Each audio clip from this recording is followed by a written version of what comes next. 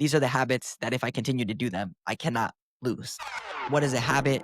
It's having a scoreboard so that you can see progress or not. Then every single day, looking and evaluating what's working and what's not working, and then pivoting, but having this North Star number, that's what looks like winning and what looks like losing. There's a parable in the Bible about you take your talents and you either bury them under a rock or you go out and multiply them. And we're called to multiply them. Hit me square in the face. There's a quote, if you want something bad enough, you'll find a way. If not, you'll find an excuse. And that quote is embedded in my brain. It's okay if you start finding excuses because you probably don't want it bad enough. This is the Relentless Pursuit of Winning podcast, where we are here to educate, equip, and inspire people to build extraordinary companies. We're so glad you're here. Don't forget to like, subscribe, and hit the bell so you can get updates every time we drop a new episode. Now let's get it started. We are back with another episode of the Relentless Pursuit of Winning podcast. My name is Rick Meekins. I am your host today. And in the studio, we have Phil Risher of Flash Consulting. How are you today, sir? Great, Rick. Thanks so much for having me, man. I'm excited to talk. Bro, you can't sound sick and then say, oh, I'm doing great. I know I'm calling you out there. well. Yeah, we're both a little under the weather, but that doesn't mean that I'm still not great. Greatness is a I choice. love it. I love it. Great is a choice. Absolutely. Absolutely. Sounds fantastic. Folks, if you haven't done it already, do me a favor, like, subscribe, and hit the bell so that you get updates every time we drop a new episode. And without further ado, let's get it started. So, Phil, you've done some really cool things. You've got a really cool history. If you would you give our audience a little bit of that history? Let us know who you are, what you do, why you do what you do. Yeah, for sure. I lived in a school bus at one point, traveling around the country. So that's a pretty cool thing.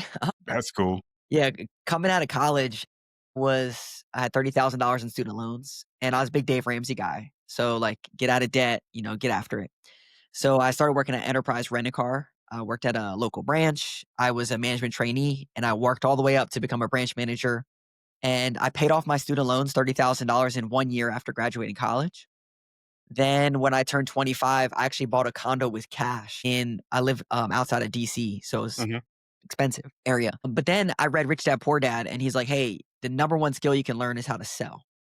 So I went from a management trainee of a branch manager inside of the branch, and I went to Enterprise and said, I want to learn how to sell. So they put me into corporate office, and I was selling to home service businesses. And at the same time, I started a blog about personal finance because my wife is a teacher and all of her friends were asking me, how did you pay off your loans? How did you buy your condo? That kind of stuff. So I started this blog, and I realized I need people to read the blog. So I learned about backlinks and getting websites to feature me. So I got featured in Forbes and CNBC and Yahoo Finance and all these cool places to go and read my content. And I learned how to do digital marketing.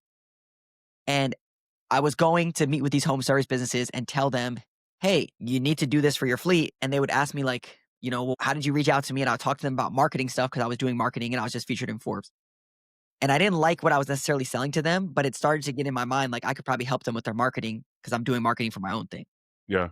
So I quit my job at Enterprise and I bought a school bus and I made a little tiny home.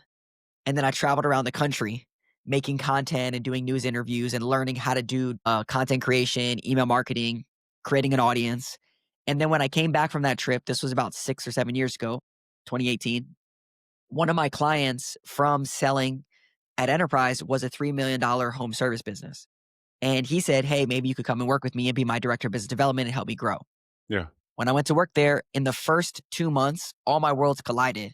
My enterprise experience of running a local business with my digital marketing experience created a significant growth in his business. He went from $3 million to $4 million in 1 year after being stuck at $3 million and ultimately sold his business to private equity. And I was a part of that process. And now that's what I help businesses do. Wow. That's, you make it sound so easy. It's just like, you're kind of like, hey, well, I read this book and I did this thing. It's a journey though. I mean, it's a lot of work. The bus was the tiny home. Did I get that correct? Yeah. So I bought a little bus, like a short bus, took out all the seats and everything. Yeah. So I was 27 and I was completely debt free, right? I had no debt or anything. And I'm like, why am I working at a job I don't like and like doing something that I don't even enjoy? What would I want to do if I could do anything in the world?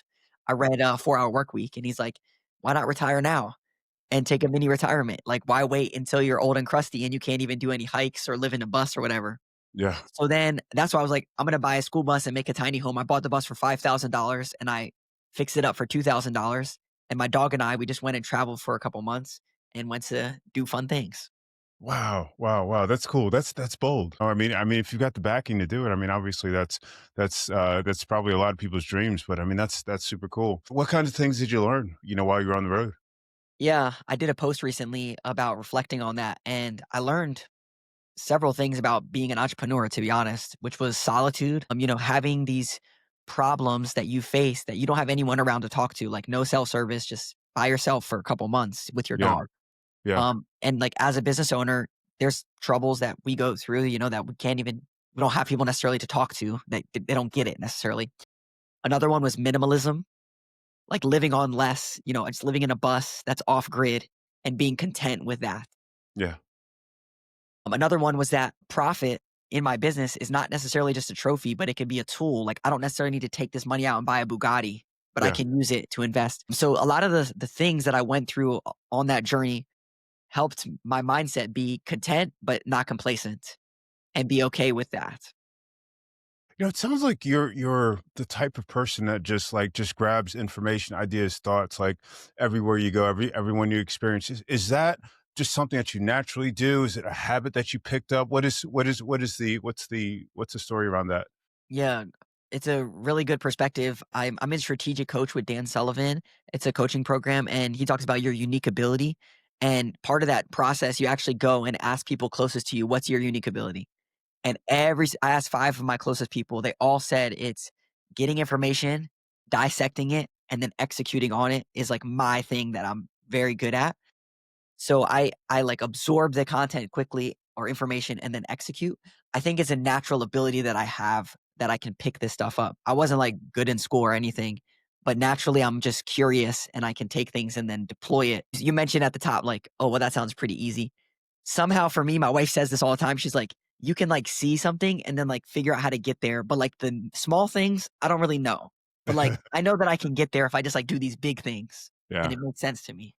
Yeah, yeah, yeah. I was one of the things I was thinking is like you've done a lot of things, but not like not for the sake of doing things, but you've done things like really, really well. You've done things at scale where, I mean, a lot of people go in or, I might go in, take a course on, digital marketing or something like that, incorporate it into my business and I do okay. But you seem to have, made exponential growth, created exponential growth opportunities from that. How do you do that? Yeah, I was talking to my wife about this the other day. It's like I love the pain of it not working so much that I will like do it. Like I will eat dirt for so long because it's like I know that it's going to come out on the other end and like I'm not going to give up. Like I'll give you an example of something that's practical for everyone. I had 30,000 in student loans coming out of college and I was working at a job making $47,000. And it's like, okay, how am I going to do this? The math doesn't math, right? Um, I was raised by a single mom. I called my dad. I never lived with him before, and I'm like, "Hey, not sure if I could move in with you or not. Like, I never lived with you, but you have a basement. I'd be down to live there, and I'll be an on-call babysitter. I'll do whatever it takes." And then every single month, I knew that I could only live off $500, so I basically like had to make it work. And I think it's like, I can see the outcome, but then I'm also just like willing to do the stuff over and over and over again, the boring stuff Yeah. that when you do this over and over again, there's no way that you can't win. It's not necessarily like, "Oh, if I do this for 12 months," it's just like, these are the habits that if I continue to do them, I cannot lose. Yeah, yeah, yeah. Yeah, the small things, every day, right? Yeah, exactly. Like content is another example. About 3 years ago, my business was reliant just on referrals. I'm like, "Okay, well, what else could I do? I could make content." So I literally have been making YouTube videos every single week for probably the past 4 years. It's just like more and more content that's just an engine. And now we get like 20 to 30 leads every single week just from all the content that I'm creating. Which when I told myself that before, it was like 20 or 30 leads a year was good. Yeah, yeah, yeah, yeah, yeah.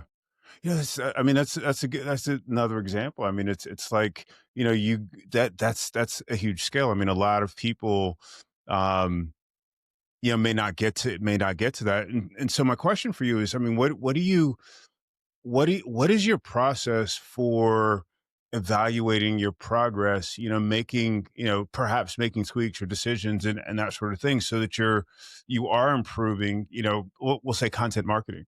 content marketing is a beast. You know, I mean, you got to have the right content, the right market, et cetera, et cetera. What did you do? What was your, and I'm going to ask you from the perspective of habit. What were your habits that enabled you to produce these results? Yeah, I would say this is something that's very important for everyone. And in particular, this is the way that I operate, and maybe it'll be helpful for someone listening. I am a big scoreboard guy. I don't know if I'm winning or losing if I don't know the score. And I got to know the score because then I will know if I'm winning or losing and I can hold myself to a standard. So everything that I've ever done in my life, all these things has had some type of a scoreboard attached to it of what looks like winning and what looks like losing. So, Mm, like from a content perspective, starting this year, we have a clean slate. So we're recording this 2025, but like let's go back to the beginning of 2025. I say, hmm okay, I don't necessarily know what the goal is, but at least let's see how many views we get on every single platform every single month. okay. So on LinkedIn, how many views do we get? On Facebook, how many views do we get? YouTube, all the different platforms every month. Let's just keep track of it. Quarter one went by, we had 125,000 views. So I said, okay, got with my team. What worked? These posts work the best. Okay, let's double up the posts that we're doing. Quarter two, did that playbook, doubled the number of views. So we went from 125 views to 250,000 views. Quarter two. Quarter three, okay, let's go back to those views and see what's working now. Refine the process again, 360,000 views. Now we're in quarter four, and literally, we're recording this in December. In November, we had 360,000 views just in 1 month. Mm, So, wow. all that to say, what is a habit? It's having a scoreboard so that way you can at least see progress or not, what's working or it's not working. Same thing in my business, all the numbers that we want to look at. But then every single day, it's like, okay, and maybe it's not every day, but like looking and evaluating, well, what's working and what's not working, and then pivoting, but having this kind of like North Star number that's like what looks like winning and what looks like losing. Yeah. Yeah. That's a great approach. I think about scoreboards and I just kind of wonder, I'm thinking, I'm trying to picture like for our audience, what a practical approach would look like to be able to do that. You know, is it, you know, every Friday or something like that? Is it building, you know, based on key performance indicators? What are the keys to making a successful scoreboard? Yeah. Would it be helpful from a business perspective or personal perspective? Because I can give you both. You know what? Let's do both. Let's start with the Okay. business and then jump into personal. Okay. So, from a business perspective, this is what we do for our clients. We go into their CRM, their client relationship manager, and we pull out these numbers. We want to see leads year over year. So every single month, we know that last January you had 100 leads. This January you had 120 leads. Your leads are up 20%. Woohoo. Or your leads are down 20%. Boo. We need to fix it. Then we focus on number of jobs that you ran. We work with home service business, but number of jobs. Then number of quotes that you created, quotes sold, total sales, and new customers. Okay. When I went into that $3 million home service business, he wasn't looking at any numbers. Yeah. So I said, okay, well, let's pull these numbers out. Let's get together once a month and look at the numbers and then figure out what we need to fix. And what happens with us as consultants, it illuminates the problem. Is it a lead problem? Is it a sales problem? You can't close a door and hmm you can't get the quotes close. Is it the lead quality problem or a lead amount problem? And now we can start to figure out the actual bottlenecks in the business. So that's what a scoreboard looks like for us, especially hmm if you want to grow a business. It's like hmm pull out the specific numbers that you need to grow and then figure hmm out those couple things. And we're looking at that week over week, month over month. What does that look like? Yeah. So what we do it twice a month Okay. because there's also a level in business where you don't want to be that guy or girl that it's coming in every day. It's like, we have a new initiative today. We're going to be doing this thing, right? It's like you got to kind of zoom out. So Yeah. at Enterprise, what they taught us was look at the numbers every day if you can, Yeah. but don't make changes over a Right. month time frame at least. Give it at least a month to then make a new change so you know what to change. But you should know the data every single day if you can. Yeah. Yeah. How do you account for seasonality with a program like that? Yeah, so the great question because like right now we work with home service businesses, but it's the same for any business, is that they're going into their shoulder season, which is like winter time and it might be a little bit slower. What we do is we look at growth year over year, specifically based on seasonality. So I couldn't hold you accountable for July's numbers in January because January is going to be way different based off of demand. Right. So if we want to grow at 20%, we'll look at January 20% growth. And then it's more apples to apples comparison to that. Right. Right. Right. Makes sense. Makes sense. Let's look at let's look at the personal scoreboard. What could that look like? Yes. Well, I would say there's a couple things here. I'll talk about personal, like personal finance, like what I was good at, and then I'll talk about more personal, like business owner personal. So personal finance for me was I had a couple metrics. One was paying off debt. So $30,000. Then it's like, okay, what's my goal? Can I pay this off in 12 months? So that's going to be $2,500 a month. And then make a budget that fits that. So then every single month, I just know, okay, did I do 2,500 or not? And then I have a budget. It's pretty easy to look at a scoreboard like that. For sure. The other thing that my wife and I do now is that we have these monthly budget meetings. Really? Yeah. We literally meet every single month and we go through our budget as a couple. And Yeah. then we have a net worth calculator. So what we do on that scoreboard is we put all of our assets, all of our liabilities every single month, and then it produces a net worth number. And then we can see our year over year growth from net worth. Yeah. I told you I'm like, it's not something we look at every day, right? But it's like, at least we have some scoreboard that we're like, okay, this is pretty good. Or like, Yeah. no, this is not too good. Yeah. What I can share from a business owner side of things, because this is something about a year ago I really tried to focus on was buying back my time was one of my goals. And what I did was I read a book called literally Buy Back Your Time from Dan Martell. And he has this 5 rung replacement ladder of people that you need to replace yourself with in your business. And for me, I set that 5 rungs and I basically set deadlines of when I need to replace myself with these people and how am I going to do it. And that was a scoreboard for me of having these rungs to buy back my time so I could really lead the company instead of being in the weeds of everything. Wow, wow, wow. And so with these financial goals, with you just Yeah. described one of them in terms of buying back your time. I mean, there's a financial component to that as well. You've got to earn the additional income in order to be able to pay off your debt or increase your net worth, et cetera, et cetera. What is your strategy when you look at that from the perspective of you make your own money essentially? Yeah. I was literally just talking to my team about this morning. I can give you a little bit of context. A year ago, we were around $1 million in revenue, and I was the bottleneck. I was the salesperson, I was the ops manager, I was all the stuff. We Hmm. had good profit. We were like 40% profit. So it's like, okay, we're making a bunch of money, right? But like personally, I'm debt free. I don't necessarily need to keep taking all this money out to just buy random stuff. What if I actually like build a real business? So then I said, okay, let me start buying back my time, taking some of those profits and buying back my time and hiring those people, like I mentioned. And a year later, we're up double. So we went from 1 million to almost $2 million. And now I have way more time to focus on growing the business, doing podcasts and content, where before I was really in the weeds on things. Yeah. Now, to answer your question from like a money perspective, now that we're at $2 million, we have an emergency fund in the business. All my personal stuff is pretty much met. So I'm at a crossroads. This is what I was talking to my team about, which is I could either take the profit out of the business and keep it for myself or put it into some investment account. I could leave it in an account to just sit there and grow at 4% or something like that in a savings account. Or I could deploy it back into my business. If I know that my business makes 20% profit, it's probably a good investment to put it back into my business and build the enterprise value of what the business is actually worth. So that's kind of how I've been making decisions based off of where I'm at inside of the business. Wow, wow, very cool, very cool. And what do you do with, kind of looking forward? So we talked about like, looking at the historical records and what's happening in the business. How do you figure out or how do you plan for what the next perhaps, 1 to 2 to 3 years is going to look like? Or how do you establish goals that are reachable, if you will? Yeah, I'll share 2 parts on this. The first thing was a big mindset shift for me that I had to focus on a lot. This happened about 3 years ago. I was raised a lot on the scarcity mindset of, like, always playing defense, like, pay off debt, have no debt, do like, all scarcity mindset things that the world's not abundant, it's I gotta protect my mine and mine. And when I shifted to the abundance mindset of, like, no, there's just so much opportunity out here, it it unlocked a lot for me. And specifically, I was around, revenue around like 200 or 300,000, Hmm. and I was probably making like 100, 150 personally. So I'm like, this is good. And like, I could just keep doing this. But then, uh, there's a parable in the Bible about like, you take your talents and you either bury them under a rock or you go out and multiply them. And we're Yeah, called to multiply them. yeah.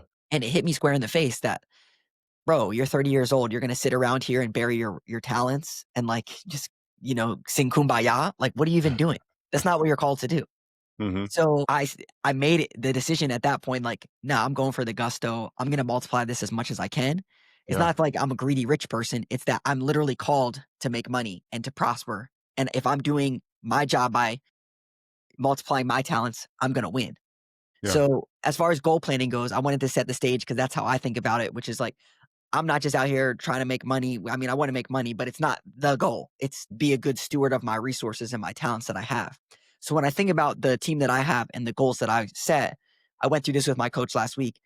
We have like a 10-year goal and then 3-year and then 1 year, and then we try to pick like 4 or 5 numbers that have to make sense in order to hit that goal. Yeah. So for us, we're really focused on just client count, Yeah. not necessarily like revenue numbers. So we have a client count number. And then for that to be possible, how many team members do we need to have? How many new clients do we need to bring on? And then what does our churn look like? Our monthly people leaving us? And what do those numbers need to line up for? And then what I can do is my team, I can give them each one of the numbers. So my churn can go to this person, my new customers can go to this person. And now I have a team that I can hold accountable and then help coach them to get to the level. Nice, nice, nice. I love that. You're coaching your team versus kind of dragging them along. Sounds like you're empowering them to be able to make decisions and that sort of thing. Is Yeah, that right? one of the big things for me, this book, Home Service Millionaire Tommy Mello, he has a good saying. It's if you don't want to put a cap on your team's performance, don't put a cap on their pay. And for me, our whole team is performance pay. So when we get new clients, everyone wins. When we lose clients, everyone loses. Oy. So this allows them to have some skin in the game while also me creating a fun game for them to play and make a bunch of money. Love it, love it, love it. Awesome, awesome. The one of the biggest things that I see in business owners, whether service businesses or whatever, is that scarcity mindset. It's like, how do I make enough to make rent, et cetera, et cetera, et cetera.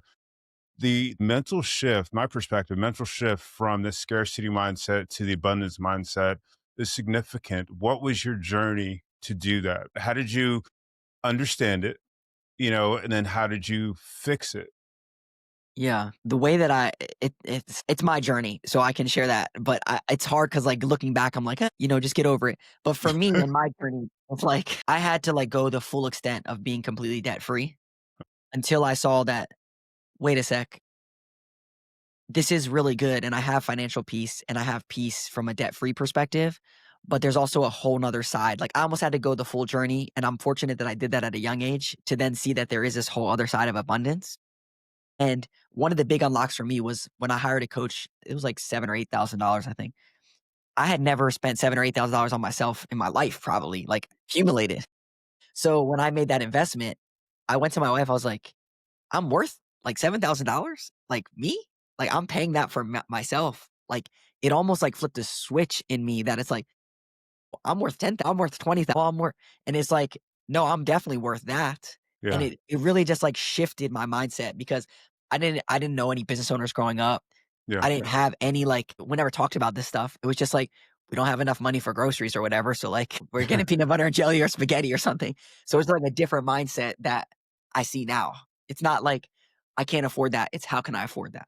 yeah, yeah. I love that. I love that. The coach, you invested in a coach. I mean, you didn't just hire a coach. You invested in a coach. The expectation is return on investment.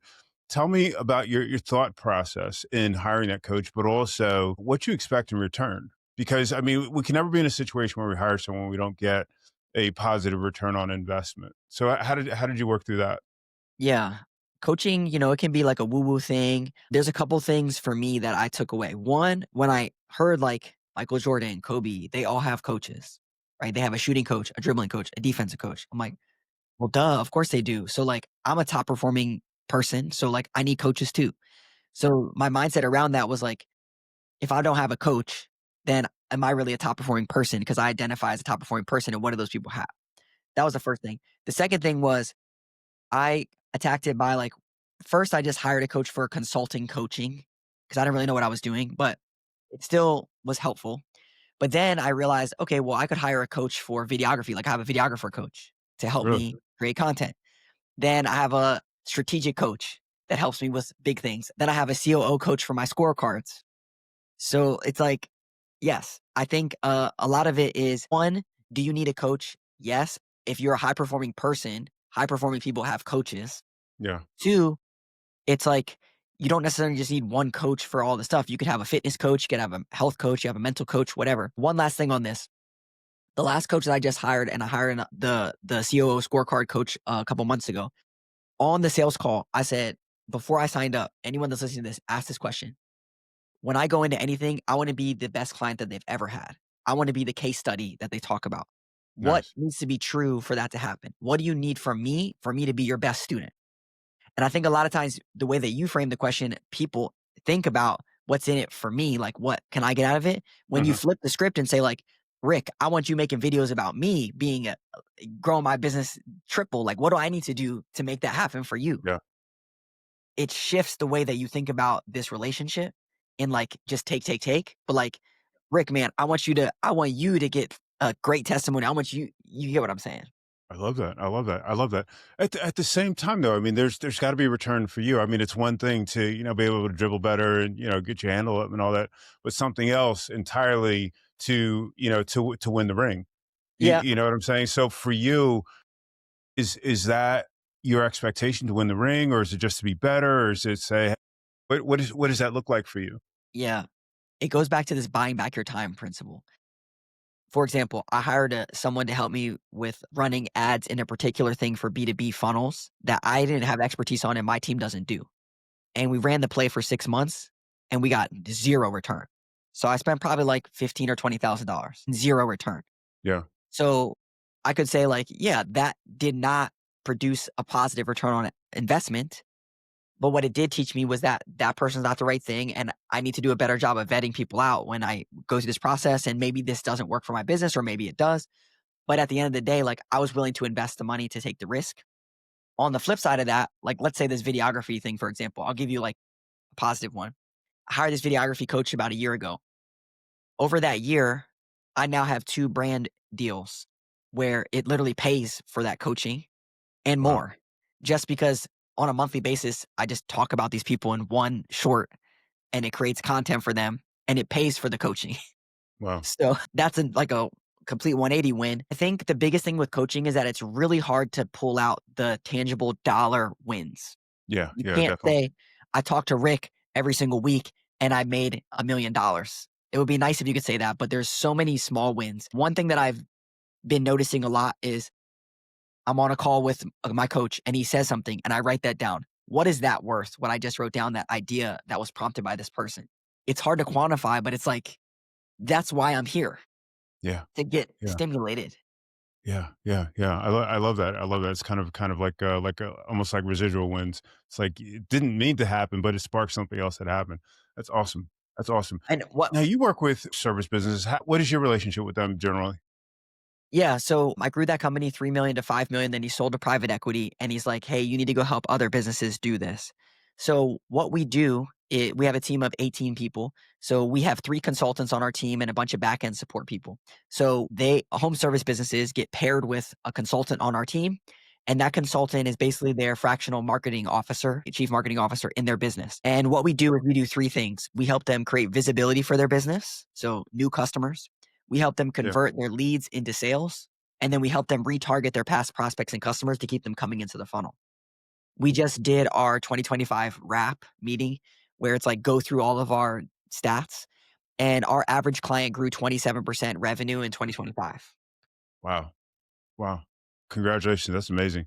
Yeah, I thanks. see. I see. One of the things that I'll say coach people around is they've got a really great thing that they do. It could be a plumber, electrician, it could be a coach, whatever it is.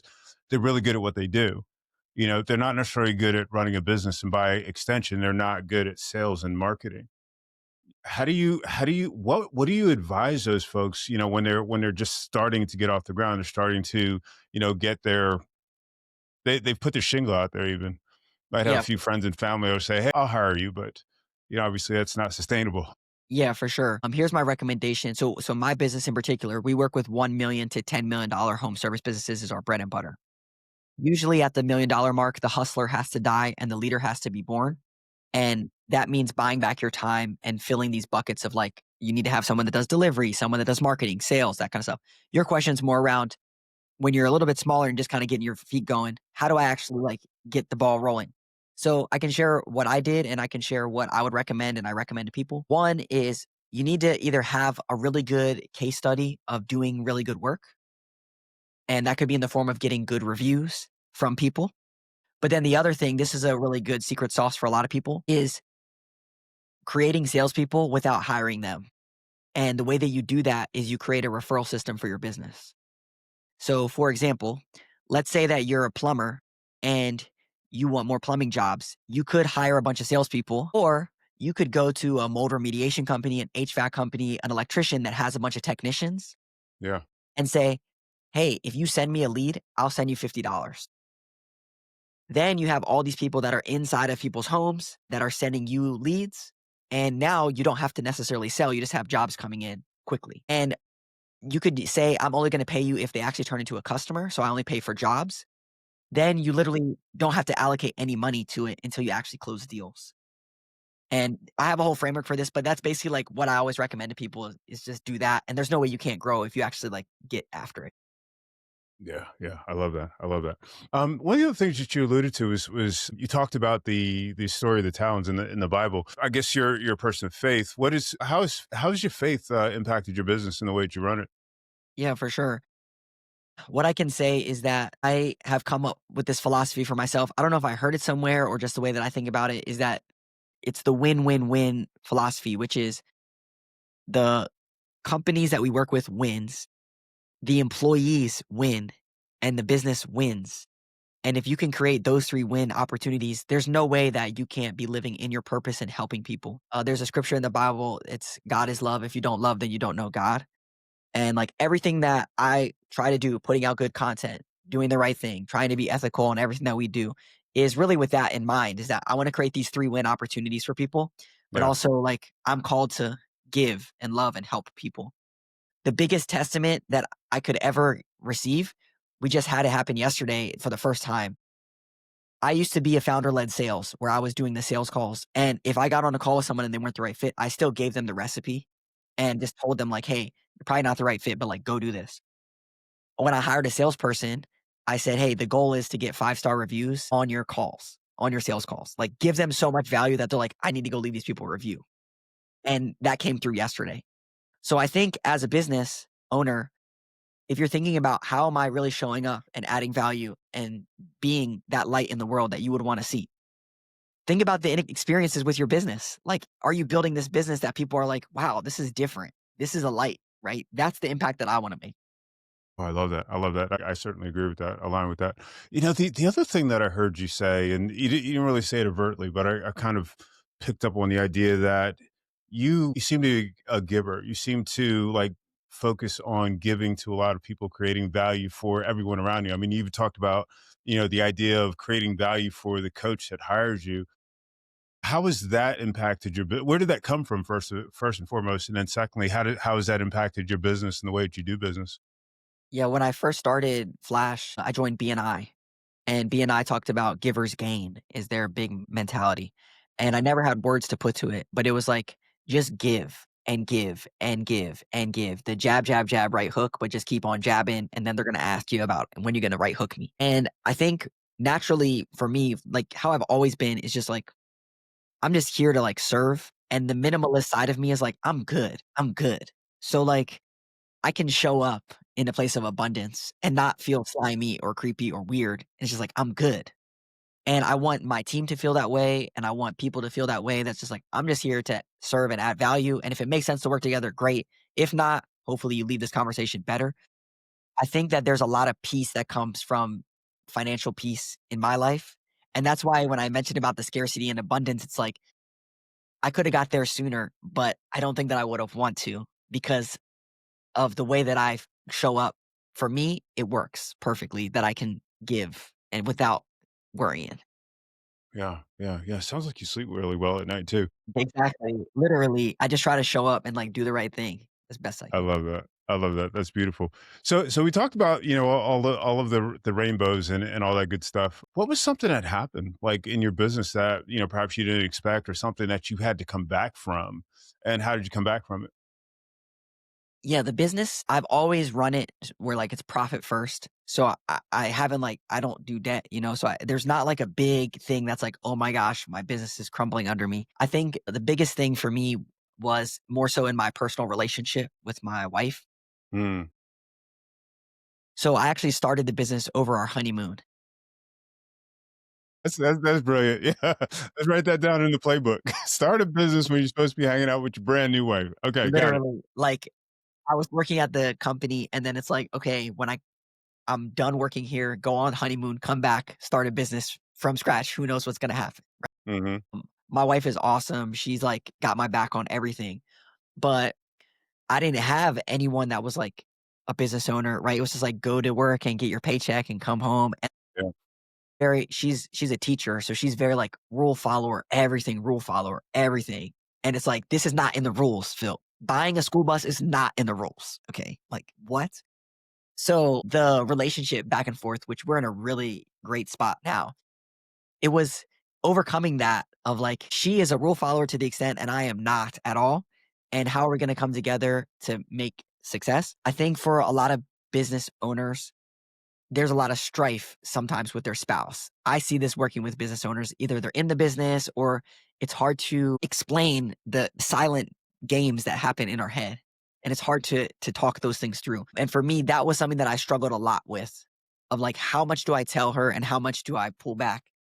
Sometimes I got to work till 7 or 8 at night. Sometimes I got to start at 6 a.m. And how does that play into this? The way that I was able to overcome that was extreme communication with her, but then also like letting her know that she's never seen anything like this. It's going to be weird, but like, you know me, I'm going to get after it. Amazing. That's so bold. I mean, everything that you're doing is to me, and perhaps I don't know the whole story, but it sounds extraordinarily bold. I mean, where does that come from? I mean, like you said, you started this business. You'd never started a business before. You're having this conversation with your wife, and I'm sitting here, I'm cringing. I'm just like, oh crap, what's gonna happen? Yeah. To be honest, and my mom would say this if she was here, but like she always would like tell me like you're different. Like you're gonna be different. Like you it was just her and I growing up, right? So like it was always just like, you're gonna be different. You can't why can't you do that? Go do that. Go and it was like always just like you can do it. And I think like coming at here's a more tangible thing for the audience. Being able to compound wins gives you the audacity to show up and think that you're gonna win. And for me, paying off my student loans in 12 months at $30,000 was a win. And I got external gratification from people that, wow, that's a win. Then I bought my condo with cash at 25. That's a big win external. So I'm like, I'm a winner. Like, I'm just a winner. Like, put me in Hmm. the game, coach. So I felt that. And I think for people, even if it's smaller wins than just like paying off your student loans, like doing something that compounds into more wins and identifying yourself as a winner, like an atomic habits, is like you identify this way. So you do these things Yeah. that for me has given me the ability to take these bold actions and be like, I'm gonna win. I'm gonna buy a bus and I'm gonna do this and like I'm gonna win or it's gonna be a crazy story, but like it's gonna win. It's just like built into who I am as I see myself, as I've envisioned myself being a winner. Yeah, it's funny because I was getting ready to ask you, is like, how would you recommend people Yeah, engage that relentless pursuit of winning? But you've kind of answered that question. So my question will be, what is that thing? What is that nugget that you want to leave our audience with? We want people to think in terms of, as I mentioned, that relentless pursuit of winning, that keeping going, that, hey, you know what, nobody gets you, but we get you. And here's what I would advise you. for sure. There's a quote, if you want something bad enough, you'll find a way. If not, you'll find an excuse. And that quote is embedded in my brain, seared in my brain, because every single day I tell myself, if you want it bad enough, you'll find a way. If not, you'll find an excuse. And guess what? It's okay if you want it bad enough and you start finding excuses because you probably don't want it bad enough. I had 4 businesses that I started before this that was a complete failure that I wasted money on that didn't work out. And I found excuses of why. And I decided, okay, does it make sense? Do I want this bad enough or is this excuse big enough? And that's okay. But now, when I set my sights on something, for example, if I say, "Hey, I want to build to $3 million," well, why can't I go to $10 million? If you wanted it bad enough, you could find a way. If not, you would Yeah. find an excuse as to why. Yeah. And I think Wow. for anyone that's listening to this, if you've been grappling with something and you ask yourself, "Do I really want this bad enough?" Are you going to figure out a way to do it? Or are you going to find an excuse? Maybe you don't really want it bad enough, and you're just talking. And that's been true to me. And I have little brothers that are half brothers. And literally they'll just be like, they just graduated college, just like chirping, you know? I'm like, bro, If you want it bad enough, you'll figure it out. If not, you'll find an excuse, and I'll talk to you next week on the phone. You're going to make more excuses. And that's what I would say to people is just like, what do you want? And go get after it. I love that. I love that. Cool. Thank you so much, Phil. Thank you so much for being on the show. I loved our conversation. This is great stuff, great nuggets. Yeah, likewise. Thanks for having me, Rick. I appreciate it. Absolutely, absolutely. Folks, thank you so much for watching or listening to another episode of the Relentless Pursuit of Winning podcast. We will catch you next time.